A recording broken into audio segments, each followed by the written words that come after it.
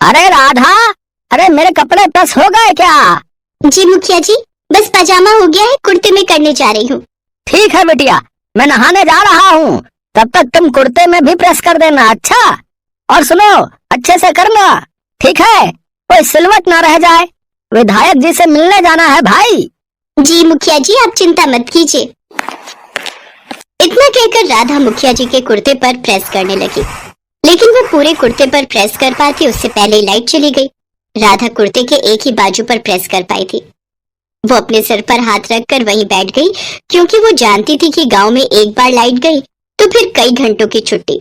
उसकी आंखों में आंसू आ गए, क्योंकि वो जानती थी कि जैसे ही मुखिया नहाकर आएंगे तो उसे उनकी डांट खानी पड़ेगी। फिर कुछ देर बाद, लाओ बिटिया, मेरे कपड़े दे दो। वो मुखिया जी। क्या हुआ राधा? मुखिया जी, पजामा तो हो गया, पर कुर्ते की एक बाह पर ही प्रेस हो पाई। वो प्रेस करते हुए लाइट चली गई बीच में ही। धत तेरे की राधा, ये सब तुम्हारी गलती है। अगर तुम 5 मिनट पहले आ जाती तो मेरा कुर्ता भी प्रेस हो जाता और पैजामा भी। अरे पहले कुर्ता ही कर लेती बेटी, पैजामा तो फिर भी नीचे चल जाता है। खैर, अब क्या कर सकते हैं। आज विधायक जी के सामने इस समस्या को भी रखूंगा। जब देखो गांव में बिजली रहती ही नहीं है। अरे सुनती हो? अरे जरा देखना, कोई कुर्ता कम सिलवट का पड़ा है क्या? लाचारी में मुखिया जी ने अपनी पत्नी को आवाज लगाई। मुखिया जी स्वभाव के बड़े अच्छे आदमी थे। वो गांव में सबसे पैसे वाले आदमी थे।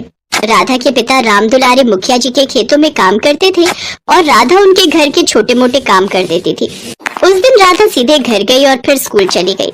स्कूल में वो सारा दिन यही बात सोचती रही कि कितना अच्छा होता अगर बिना बिजली के भी कपड़ों में प्रेस हो जाती। शाम को वो मुखिया जी के घर पर बर्तन धोने के लिए गई। वो बर्तन धो ही रही थी कि तभी फिर से बिजली चली गई। अरे यार, ये लाइट फिर चली गई है। मुखिया जी, आपने विधायक जी से बात की थी क्या?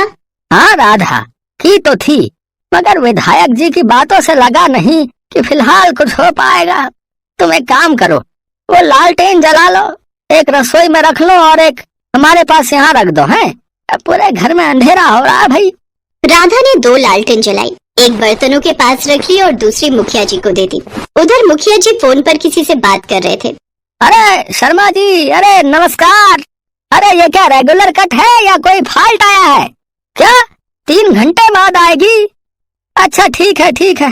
राधा समझ गई थी कि मुखिया जी ने कहाँ फोन लगाया था और गांव में बिजली 3 घंटे से पहले नहीं आने वाली थी।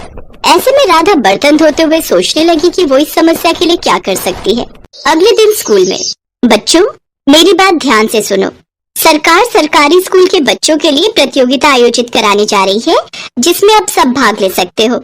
आपको करना ये है कि कुछ नया आइडिया सोचो और उसका मॉडल बनाओ। जिसका आइडिया सबसे अच्छा और बढ़िया लगेगा उसे राजधानी में शिक्षा मंत्री खुद सम्मानित करेंगे और हो सकता है कि उसे आगे अच्छे कॉलेज में एडमिशन के लिए स्कॉलरशिप भी मिल जाए। सब मेरी बात समझ गए ना? राधा समेत पूरी क्लास ने हाँ में सिर हिला दिया। ये बड़ा मौका था जो राधा अपने हाथों से जाने नहीं देना चाहती थी। वो उसी पल के बाद से सोचने लगी कि वो क्या बन सकती है। पूरे दिन में उसके मन में कई विचार आए, लेकिन उसे कुछ ऐसा सोचना था जो काम का भी हो और उसे बनाने में ज्यादा पैसे भी ना लगे, क्योंकि उसके पास बड़ा मॉडल बनाने के लिए पैसे नहीं थे। स्कूल से छुट्टी होने के बाद राधा सीधा मुखिया जी के घर गई। अरे राधा, अरे आ गए बेटा। अरे मुझे कहीं निकलना है तो एक काम कर दो, मेरे कुर्ते पैजामे में प्रेस कर दो। और सुनो, आज पहले कुर्ते में प्रेस करना, पैजामे में बाद में, ठीक है? मुखिया जी हंसते हुए ये बात कहकर वहाँ से चले गए। उधर मुखिया जी की बात सुनकर राधा भी मुस्कुरा दी। राधा ने फौरन प्रेस लगाई और उसके गर्म होने का इंतजार करने लगी। उसने कुर्ते में प्रेस करने के लिए उसे सीधा किया। उस वक्त भी उसके दिमाग में टीचर की बात घूम रही थी और वो सोच रही थी कि वो क्या बना सकती है। जैसे ही राधा ने कुर्ते के कॉलर में प्रेस करनी शुरू की, वैसे ही एक बार फिर लाइट चली गई, लेकिन इस बार बिजली की ही रफ्तार से राधा के दिमाग की बत्ती जल गई। राधा समझ गई थी कि उसे क्या बनाना चाहिए और फिर क्या हुआ राधा बेटिया? फिर से बत्ती चली गई मुखिया जी। ए भगवान, अरे अब मैं क्या करूं? मुझे एक जरूरी बैठक में जाना था। मुखिया जी, मुझे आपसे कुछ बात करनी थी। हाँ हाँ बोल ना राधा, बोल, क्या बात है बेटा? राधा ने एक सांस में स्कूल में मॉडल वाली बात मुखिया जी को बता दी और फिर वो बोली, अगर आप मेरी थोड़ी मदद कर दें तो मेरा जीवन संवर सकता है और जब तक मैं यहाँ हूँ, चाहे बिजली हो या ना हो, आपके कपड़े प्रेस मिलेंगे।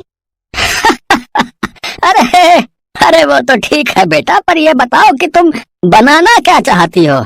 मैं सौर ऊर्जा से चलने वाली प्रेस बनाऊंगी मुखिया जी। अरे वाह, ये तो सुनने में बहुत ही अच्छा लग रहा है। एक काम करो, ये लो 5,000 रुपए हैं। तुम काम शुरू करो और अगर कुछ कम पड़ा तो बता देना। और हाँ, जल्दी ही बना कर दिखाओ हमें ये चमत्कारी चीज। अगली बैठक में मैं बिना प्रेस के कुर्ता पहनकर नहीं जाना चाहता भाई। मुखिया ने हंसकर राधा के सिर पर हाथ रखा और उसे पैसे देकर चले गए। राधा की खुशी का ठिकाना नहीं था। वो भागी भागी अपने घर गई और एक कॉपी में अपने सोलर प्रेस का डिजाइन बनाने लगी।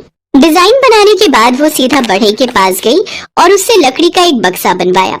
उसके बाद वो एक कांच और काला पेंट ले आई। फिर अगले दिन, हाँ राधा, कैसा चल रहा है काम? सारा सामान आ गया है मुखिया जी, जल्दी ही काम पूरा कर लूंगी। शाबाश बेटा, मुझे उम्मीद है कि तुम जरूर कुछ बड़ा करोगी। राधा ने मुखिया जी के यहाँ सारा काम निपटाया और अपने घर चली आई। उसने उस लकड़ी के बक्से में काला पेंट किया और उसके ठीक बीचों बीच कांच की शीट रखकर ढक्कन पर शीशा लगा दिया। सूरज की किरणें जब शीशे से टकराकर बक्से में लगी कांच की शीट पर पड़ी तो थोड़ी ही देर में वो गर्म हो गई। शुरुआत में सीधा कोई कपड़ा न रखकर राधा ने एक पुराना कपड़ा लिया। उसमें कई सिलवटें थी। राधा ने उस कपड़े को प्रेस के बक्से में बंद कर दिया और थोड़ी ही देर बाद जब उसे खोला तो उसमें से सारी सिलवटें गायब थीं। उसका आविष्कार कामयाब हो चुका था। वो सीधे उस बक्से को लेकर मुखिया जी के पास गई। मुखिया जी, ये देखिए, ये तैयार हो गया। अरे वाह, क्या बात है। अच्छा सुनो, आज तो तुम्हें ये स्कूल में जमा करना होगा ना? जी मुखिया जी। वैसे तो अभी बिजली आ रही है, लेकिन एक काम करो, आज मेरे कुर्ते पैजामे में इसी से प्रेस करके दिखाओ तो। राधा मुखिया जी के साथ उस बक्से को धूप में ले गई और वहाँ उनके कुर्ते को अच्छी तरह से फैलाकर उसने बक्से का ढक्कन बंद कर दिया। और जैसे ही उसने बक्सा खोला तो कुर्ता प्रेस होकर बिल्कुल तैयार था। मुखिया जी बड़े खुश हुए। उन्हें राधा पर बड़ा गर्व हो रहा था। फिर स्कूल की प्रदर्शनी में, हाँ गुड़िया, ये बताओ, ये क्या बनाया है आपने? जरा इसके बारे में बताओ। सर, ये सोलर प्रेस है। अच्छा, अरे वाह, ये काम करती है? कलेक्टर साहब, जो मैंने कुर्ता पैजामा पहना है ना, आज इसी बक्से में प्रेस हुआ है। मुखिया जी की बात सुनकर कलेक्टर हैरान थे। उन्होंने स्कूल के प्रिंसिपल से उस मॉडल को राजधानी भेजने को कहा और राधा की पीठ थपथपाकर वहाँ से चले गए। मुखिया जी की आंखों में राधा के लिए खुशी थी और राधा की आंखों में अपने सुनहरे भविष्य के लिए सब